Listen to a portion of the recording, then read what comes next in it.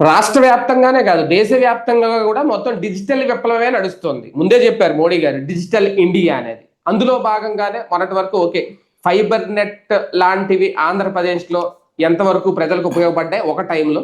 తర్వాత fibre net లో ఒక భారీ కుంభకోణం అనే అంశాన్ని తెర మీద తీసుకొచ్చారు. మళ్ళీ ఇప్పుడు ఇంటింటికి ఒక హై స్పీడ్ ఇంటర్నెట్ పేరుతో, అది కూడా ప్రతి గ్రామీణ ప్రాంతాల్లో ప్రధానంగా ఒక కొత్త కాన్సెప్ట్ అయితే తీసుకొస్తున్నారు. ఫైనల్ గా వీళ్ళు చెప్తుంది ఒకటే, 1 ఫ్యామిలీ 1 AI ఎక్స్పర్ట్ అంట.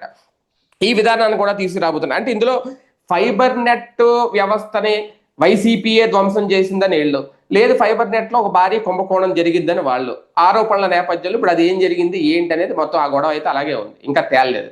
ఇప్పుడు దీని ద్వారా ఏం జరగబోతుంది? నిజంగా డిజిటల్ విప్లవమా, లేదంటే ఇందులో కూడా కుంభకోణాలు తెర మీద తీసుకొస్తారా? ప్రస్తుతం ఉన్న పరిస్థితుల్లో ఎంతవరకు వీటి అవసరం? దీన్ని ఆంధ్రప్రదేశ్ ప్రభుత్వం కూడా తన మార్కు తన క్రెడిట్ గా ఏమైనా చెప్పుకునే ప్రయత్నం చేస్తుందా? ఇదే అంశం మీద చర్చించే ప్రయత్నం చేద్దాం. సార్, ఇంటర్నెట్ అనేది ఇప్పుడు కామన్ అయిపోయింది. ఇంటర్నెట్ లేకపోతే మనిషి బతకలేని పరిస్థితి ఉంది. ఓకే, గ్రామీణ ప్రాంతాలు కొన్ని అయితే దూరంగా ఉన్నాయి ఇంటర్నెట్ కి, కానీ ఇప్పుడు దీని ద్వారా మరొక డిజిటల్ విప్లవం రాబోతుంది, తీసుకురాబోతున్నాం అంటున్నారు చంద్రబాబు నాయుడు గారు. అయితే దీన్ని ఆ కోణంలోనే చూడాలా? ఫైబర్ నెట్ లాంటివి ఉన్న వ్యవస్థలను చూసినప్పుడు దీంతో ఏమన్నా కంపేర్ చేస్తే ఇందులో కూడా అటువంటిది ఏమైనా జరుగుద్దా? ఎలా చూడాలి ఓవరాల్ గా? క్రెడిట్ చౌర్యం అని చెప్పాలన్నమాట. రాష్ట్రంలో బాబు గారు పెడుతున్నారు, బానే ఉంది. కానీ ఇష్యూ ఏంటంటే, ఇదివరకు ఫైబర్ నెట్ కూడా కేంద్ర ప్రభుత్వ పైలట్ ప్రాజెక్ట్. అది మనకి ఒక అద్భుతమైన ఛాన్స్ కూటమిలో ఉండటం వల్ల 2014లో వచ్చింది, ఇప్పుడు వస్తుంది. కానీ నోటికి వచ్చిన ముద్ద ఒకప్పుడు చంద్రబాబు గారు 2004కు ముందు అయితే కనుక అట్లాంటి ఆ పథకాలని బాగా వినియోగించి, లైక్ డ్వాక్రా గ్రూపులు ఇట్లాంటివన్నీ తీసుకురావడం వల్లే కదా ఆయన సక్సెస్ అయింది. అలాంటి సిచ్యుయేషన్ నుంచి ఇప్పుడు సీన్ మారుతుంది. ఇప్పుడు జరుగుతున్నది ఏంటంటే సద్వినియోగం కాకుండా దుర్వినియోగం ఎక్కువ అవుతుంది. అంటే దుష్ప్రచారాలు లేకపోతే డైవర్షనల్ టాపిక్స్ నడుస్తున్నాయి. సరే, క్రెడిట్ ఎప్పుడు కూడా బాబు గారే క్లెయిమ్ చేసుకుంటారు. అప్పుడు డ్వాక్రా గ్రూపులు దేశవ్యాప్తంగా అమలు చేస్తే ఆంధ్రాలో సక్సెస్ఫుల్ గా అమలు చేశామనేటటువంటి పాయింట్తో వెళ్తారు చంద్రబాబు గారు. రైట్, ఆ క్రెడిట్ ఇవ్వడంలో తప్పేం లేదు. కొన్ని రాష్ట్రాలు సక్సెస్ అయింది, కొన్ని రాష్ట్రాలు ఫెయిల్ అయింది. గుజరాత్ సక్సెస్ అయింది అట్లా, కానీ గుజరాత్ ఇక్కడ చెప్పుకోం కదా మనం, మన రాష్ట్రాలు మనం సక్సెస్ అయింది కాబట్టి చెప్పుకుంటా నడుస్తుంది. అలాగే క్రిందటిసారి నరేంద్ర మోడీ అధికారంలోకి రాగానే ఆయన ప్లానింగ్ ఏంటంటే, దేశవ్యాప్తంగా ప్రతి ఇంటికి కేబుల్ టీవీ ఉండాలి, కేబుల్ విత్ ఇంటర్నెట్. ఇది వీళ్ళకి ఎవరికి తెలియంది ఏంటంటే, నేను జర్నలిజం ఫీల్డ్ లో ప్రింట్ మీడియా తర్వాత కేబుల్ మీడియాలో నుంచి వచ్చినోండి కదా. నేను కేబుల్ మీడియాలో సిటీ కేబుల్ 1996లో జాయిన్ అయ్యాను. నేను 2000 దాకా చేశాను. అప్పుడు తర్వాత 2000 to 2001 సి ఛానల్ కేబుల్ అప్పుడు కూడా. కాబట్టి కేబుల్లో దాదాపు 6 ఏళ్ల ఎక్స్పీరియన్స్ ఉంది నాకు. ఆ రోజుల్లో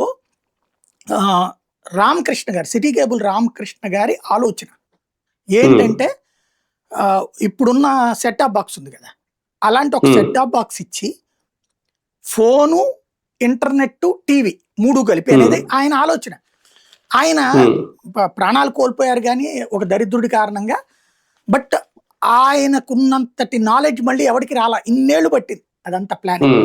ఆయన ఆ రోజున డిజైన్ చేశారు. అది ఇంకొక ఏడాదిలోపు ఇంప్లిమెంట్ అయ్యి ఉంటే ఇవాళ దేశవ్యాప్తంగా 10 ఏళ్ల క్రితం వచ్చేసి ఉండేది విప్లవం. 15 ఏళ్ల క్రితం. ఆయన ఎప్పుడో చనిపోయింది 97, 98 ఆ టైంలో కదా. అప్పటి లెక్క చూసుకుంటే అది 2000 నాటికి వచ్చేసి ఉండేది. 25 ఏళ్ళు పట్టేది కాదు. ఒక వ్యక్తిని మనం కోల్పోతే ఎంత నష్టపోతామనడానికి సాక్ష్యం అనమాట ఆయన. ఆ రోజుల్లో ఆయన కనిపెట్టారు, ఒక ఫోను, ఇంటర్నెట్ ప్లస్ టీవీ 3. అంటే ఒక కేబుల్ కనెక్షన్ విజయవాడలో 2 లక్షల మందికి ఉందనుకోండి, ఒక కేబుల్ కనెక్షన్ ఉన్నోడు ఇంకొక కేబుల్ వాళ్ళతో మాట్లాడుకోవచ్చు. ఇప్పుడు మనం ప్యాకేజీలో ఆలోచన అది ఆ రోజున. అంటే ఇంటర్నెట్ ద్వారా ఇస్తారని ఆ రోజున అనలేదు, తెలియదు అది పదాలు. అంటే ఇంటర్నెట్ ఉంది అప్పటికే పేరు, బట్ ఆయన ఆలోచన అది. దాంట్లో నుంచి ఇంటర్నెట్ సిస్టమ్ సెట్ చేసి ఇచ్చేటట్టు. ఫైబర్ నెట్ లాంటి ఆలోచన అప్పుడే చేశారు ఆయన. అసలు ఫైబర్ నెట్ ఏంటండి, ఫైబర్ నెట్ కి పుట్టుక ఎక్కడ సిటీ కేబులే కదా. విజయవాడే కేంద్రం. వాస్తవంగా వాళ్ళ భారతదేశం మొత్తానికి వచ్చినటువంటి కేబుల్ నెట్వర్క్ సిస్టమ్ కి విజయవాడ సిటీ కేబుల్ రామకృష్ణ గారే కారణం. ఆయన మొట్టమొదట కనిపెట్టింది ఎట్లా అంటే, ఆయన ఒక ఈ రిపేర్లు చేసే దాంట్లో, ఎలక్ట్రికల్ షాప్ లో రిపేర్ చేసే దాంట్లో ఎక్స్పర్టైజ్ ఆయన పనిచేసేవాడు. అందులో ఆయనలో క్రియేటివిటీ చాలా ఉంది. ఆ క్రియేటివిటీతో ఏం చేశారంటే, అప్పుడు VCRలు VCDలు ఉండేవి. విసిపి, విసిఆర్, విసిడి అని ఉండే అప్పుడు. ఉమ్, ఇందులో ప్లే చేసుకుని చూసేవాళ్ళం అప్పుడు. ఏదన్నా టీవీలో చూడాలంటే సినిమాలు క్యాసెట్లు, అప్పుడు విహెచ్ఎస్ క్యాసెట్లు గుర్తున్నాయి కదా మీకు. అవునవును తెలుసు. అలా చూసేటప్పుడు ఒకేసారి 2 గదుల్లో వాళ్ళు చూడాలంటే ఎట్లా, 2 విసిఆర్లు కావాలి, 2 క్యాసెట్లు అవును. కావాలి. అవును. ఆయన ఒక క్రియేటివిటీ చేశారు. తన షాప్ లోనే ఇక్కడ చేస్తున్నది వెనకాల బాస్ గదిలో కూడా కూర్చుని చూసేటట్టు, ఆ పక్క గదికి కూడా ఒక కేబుల్ వేసేసి. ఓకే. ఇది బాగుంది కదా అనిపించింది. అప్పుడు ఎవరికి తెలియదు అసలు ఆలోచన. అదే అవును, అది ఇన్నోవేటివ్ థింకింగ్ అది. అంతే. దాన్ని ఆయనలో వచ్చినటువంటి నాలెడ్జ్, ఆయన దగ్గర ఉన్న డబ్బులు అంతా ఖర్చు పెట్టి ఒక ఏరియాలో 25 ఇళ్ళకి కలిపి ఒకటి పెట్టాడు. 25 ఇళ్ళకి కలిపి ఒక కేబుల్, 25 ఇళ్లలో ఒకే క్యాసెట్ చూసుకోవడం. ఇప్పుడంటే ఈ నెట్, ఓటీటీలు, తొక్కతోళ్ళు చాలా వచ్చినాయి. ఆ రోజుల్లో ఏముండేది, ఒక వీసీఆర్ అద్దెకి తీసుకోవాలంటే 100 రూపాయలు వీసీఆర్ అద్దె, 10 మంది తలా 10 రూపాయలు వేసుకోవాలి. క్యాసెట్ ఒక్కోటి 20 రూపాయలు అద్దె ఆ రోజుల్లో. నా బాగా గుర్తు చిన్నప్పుడు. ఆ క్యాసెట్ 20 రూపాయలు అద్దె ఒక రోజుకి. అది కంటిన్యూగా ఒక వీసీఆర్ తీసుకుని 100 రూపాయలు అద్దె పెట్టి తీసుకుని ఒక 5 క్యాసెట్లు చూడగలం మనం. అది రాత్రి పగలు నిద్ర మానేస్తాయి కంటిన్యూగా సినిమాలు ఆ రోజుల్లో. అప్పుడు వాటి బేసిస్ మీద కదా రాజేంద్ర ప్రసాద్ సినిమా కూడా వచ్చింది. ఏదో సినిమా వచ్చింది కదా దాంట్లో. అలాంటి ఉండేది ఆ రోజు లైఫ్ లో. అలాంటి దశలో ఈయన అప్పట్లో ఒక సినిమాని చూడాలంటే ఒక ఇంట్లో పెట్టుకుంటే టీవీ అందరం వెళ్ళి అక్కడ చూడాలి. అలాంటి స్టేజ్ నుంచి 10 ఏళ్ల వాళ్ళు కలిసి చూసుకునేటట్టు సెట్ చేశారు. సక్సెస్ అయింది. దాన్ని ఒక ఏరియాకి చేశారు డబ్బులు ఖర్చు పెట్టి. అలా పుట్టుకొచ్చింది మాస్టర్ ఛానల్. విజయవాడ నగరం మొత్తానికి 10 మంది డబ్బులు వేసుకుని కేబుల్ వేసుకున్నారు.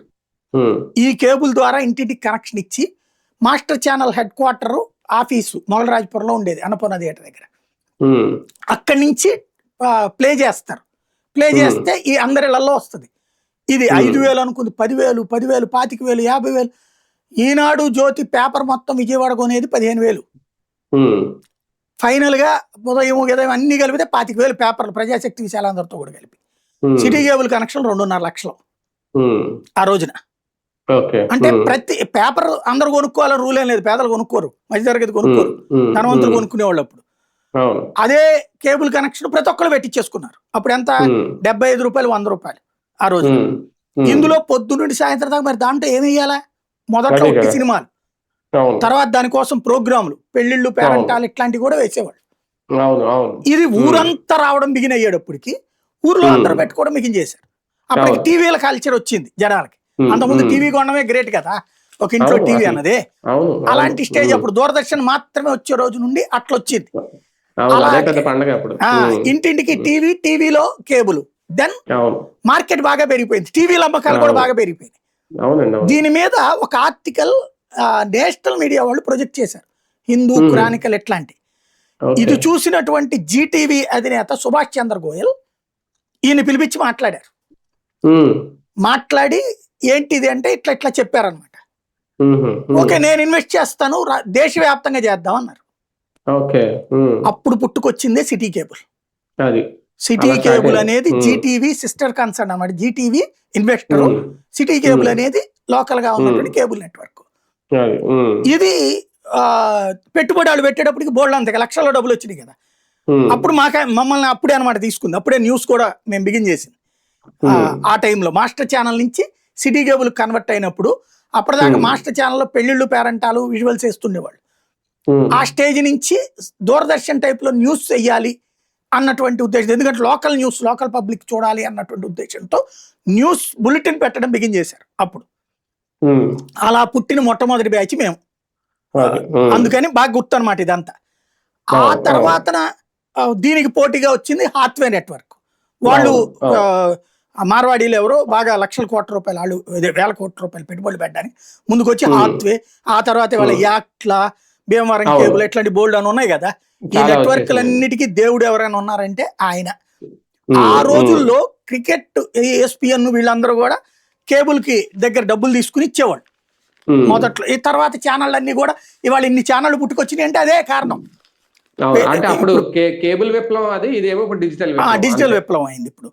అందులో ఆయన తీసుకొచ్చినటువంటి ఆ ఆలోచన ఇవాళ ఉమ్. కార్యరూపం దాలుస్తుంది. ఇంటర్నెట్ అవును. ప్లస్ ఇవి ఒక 10 ఏళ్ల క్రితం అనుకున్నాం. అప్పుడు అవును. మోడీ గారు వచ్చాక పెట్టిన కాన్సెప్ట్ ఏంటంటే ప్రతి ఉమ్. ఇంటికి ఇంటర్నెట్, ప్రతి ఇంటికి కేబుల్ టీవీ. అవును. దాంట్లో భాగంగా ఇచ్చిందే ఫైబర్ నెట్. మనల్ని ప్రయోగాత్మకంగా తీసుకున్నారు. ఉమ్. మనం దాన్ని మిస్యూజ్ ఎట్లా చేసామంటే కేబుల్ ఆపరేటర్కి ఆ డబ్బులు ఇచ్చి మీరే ఇంటర్నెట్ కూడా పెట్టండి అంటే పెడతారు. అవును. వీళ్ళు అట్ట కాకుండా ఆ డబ్బులతో ఒక ఆఫీస్ పెట్టేసేసి దాని మీద అప్పు తీసుకుని అయ్యయ్యో సెట్ టాప్ బాక్సులు పెట్టి అదేమో బఫర్ అవుతానే ఉంటది దాంట్లో. సరే, ఇప్పుడు ఇది ఈ భారత్ నెట్ ఇది కూడా కేంద్రం నుంచి వస్తున్నదేనా?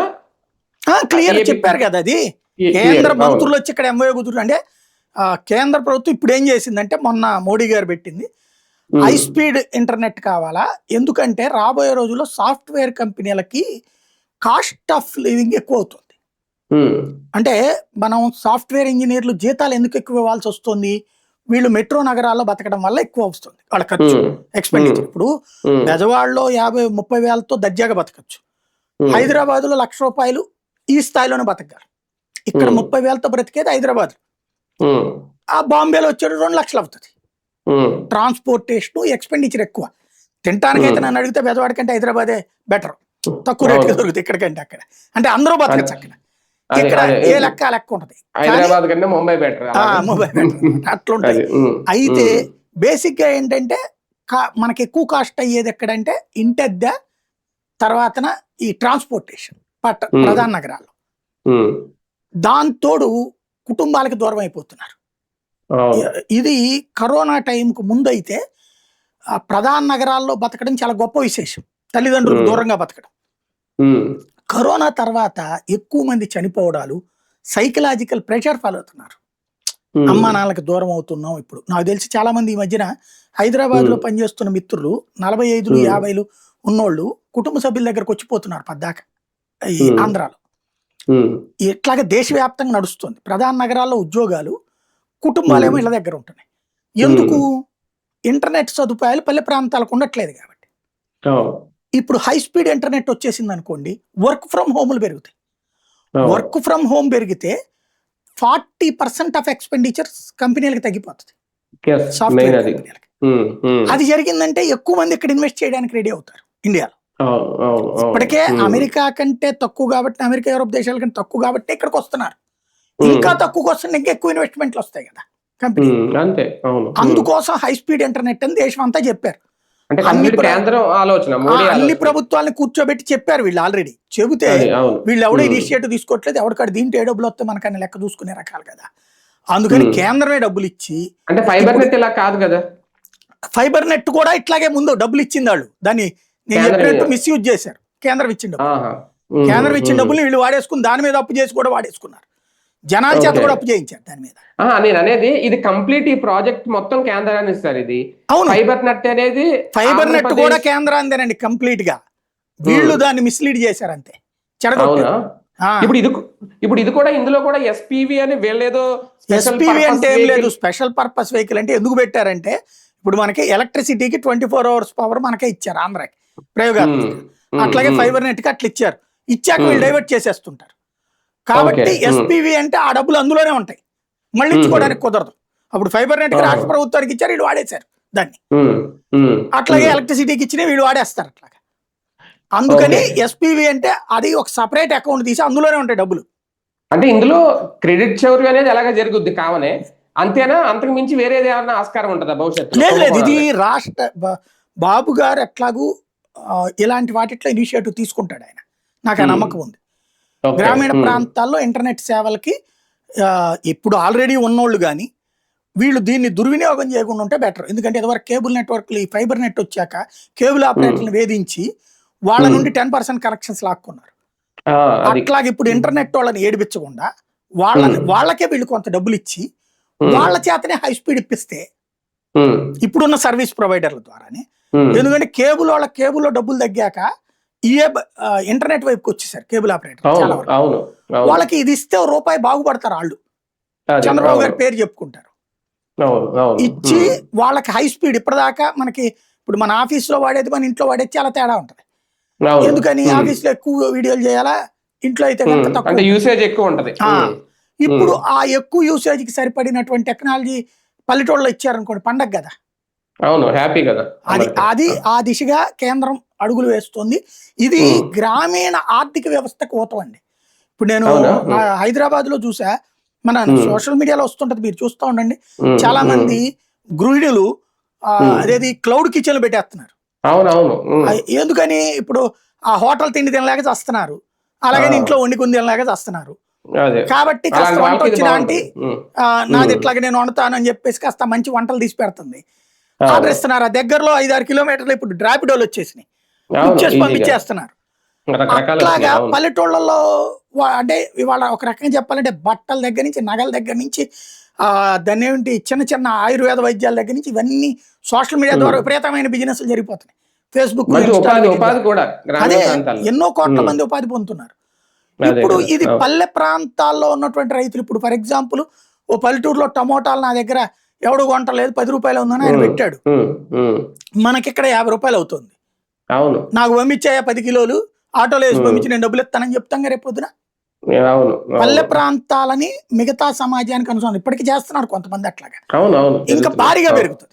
మంచి అవకాశం, మంచి విప్లవం, మంచి ఉపాధి కూడా ఖచ్చితంగా. రైట్ చూద్దాం. మొత్తానికి ఇదంతా ఒక ఏడాదిన్నరలో అయితే పూర్తయిపోద్ది అంటున్నారు. నిజంగా అదే గనక జరిగితే ఆంధ్రప్రదేశే కాదు మొత్తం దేశం మొత్తం మరొక ప్రధానంగా గ్రామీణ ప్రాంతాలు ఒక అద్భుతమైన కీలక అడుగు వేసినట్టు అవుతుంది. దీన్ని ఎంతవరకు సద్వినియోగం చేసుకుంటారు, ఎంతవరకు ఎటువంటి కుంభకోణాలు, స్కామ్లు జరగకుండా ముందు తీసుకెళ్తారు.